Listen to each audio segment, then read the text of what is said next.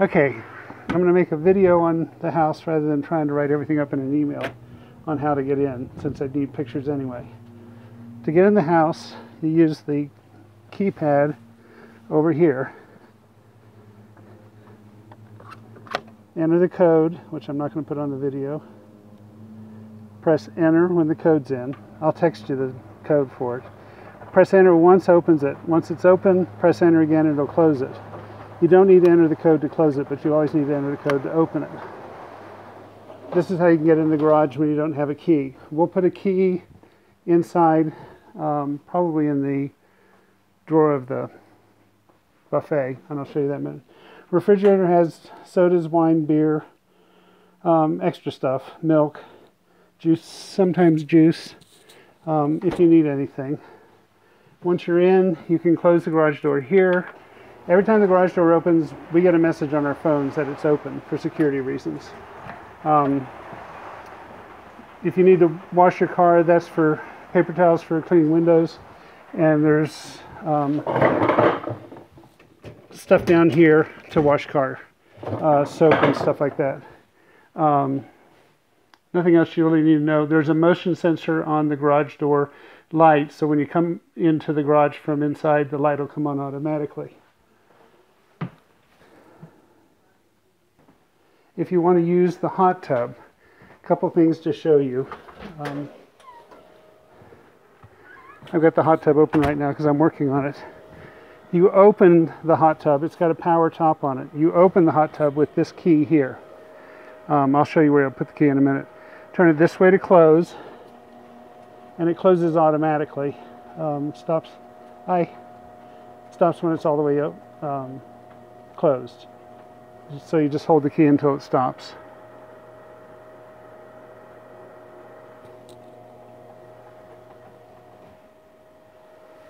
And that's done. Key is kept inside. We always keep it in the same place, right here. That's the key, the little green thing. That's the key for the hot tub. If we don't use swimsuits in the hot tub because it makes soap bubbles, so when you come out, if you want, you lower the shades with this, and the shades come down, and then those loops hook to hooks on the bottom, and you turn them back up a little bit to hold them. If it gets windy, you have to put the shades up. There's 3 shades, this one and this one. The top one you'll need to get down to about the top of the barbecue grill. Hot tub should be all set. It's got water. There is sanitizer that we keep inside. The most you would have to do is, if it got cloudy, put in 2 tablespoons of this one, chlorinated, and that's kept down here.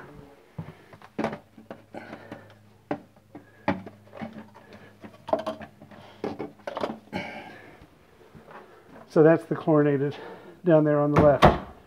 2 tablespoons, then you run it through a clean cycle on the hot tub.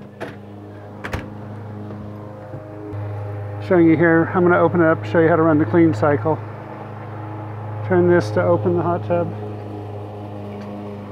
and it'll stop when it's all the way open. Then you let go of that.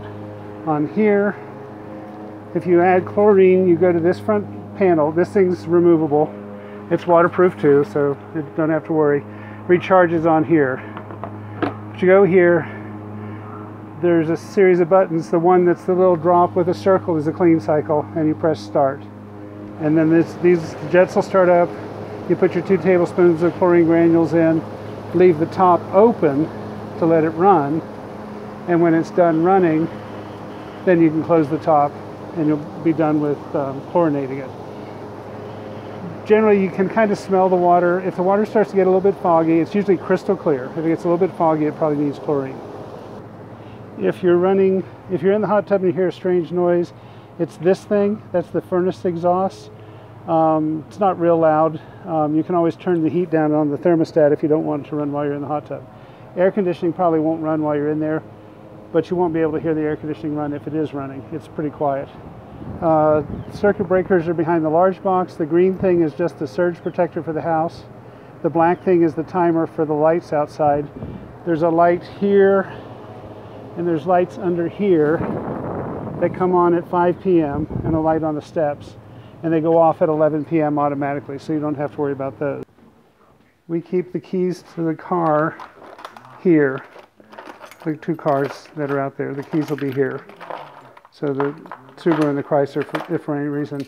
There's also a, shoot, sorry, didn't name that down there. Keys are kept here. There's a house key on with both my sets of keys that are kept in here. That's just to keep them hidden away. So that's just to let you know where that is. Need to let you know about dishwasher. To run the dishwasher, you press the start button, press it again, so the light comes on, and close it and it'll run. And then you got to hold it 3 seconds if you want to cancel it. The dishwasher soap's down there. 2 ovens to worry about. You can probably figure them out. Top button oven, bottom button controls, microwave. It's also a convection microwave that we never use.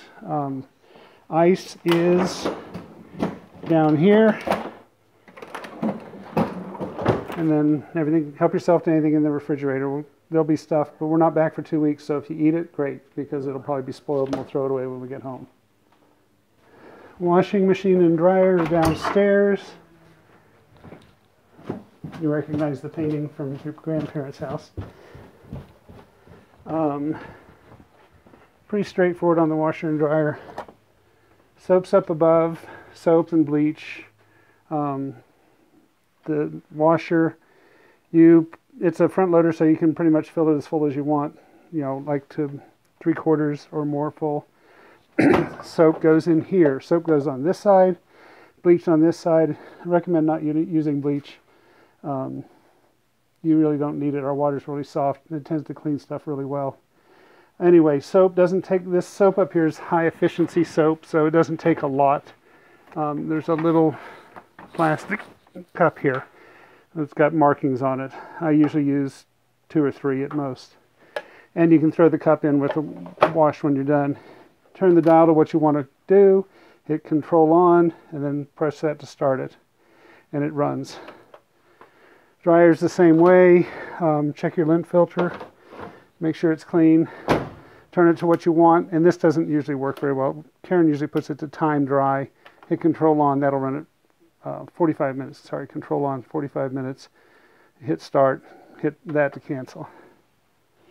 My office is over here. All these tapes are second copy tapes for stuff downtown. A lot of equipment over there for stuff we work on. But we have another office downtown. The monitor in my office is just for network status. It comes on. So it's just hooked to a Raspberry Pi in the back and it has network status that I display on it whenever we're over here. It's not a television. It's not hooked up as a television. Karen's office is here. If you need tools, there's tools in the workshop. Okay, using the television, this is the remote control for the TV. When you turn it on, which is this button up here, it'll turn on the stereo and the television. You can tell the stereo down below comes on and the TV comes on. If you press the home button, little house thing,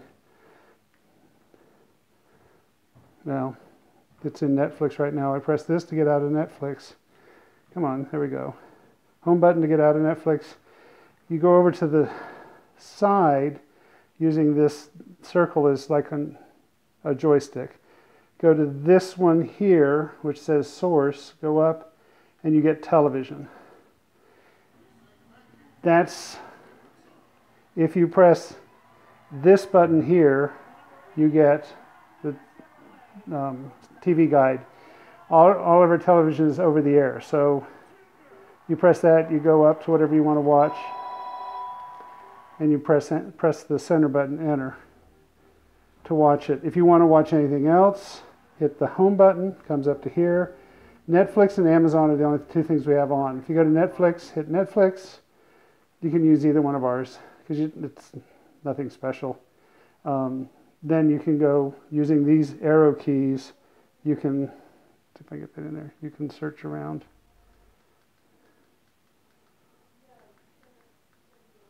And you can pick something to play.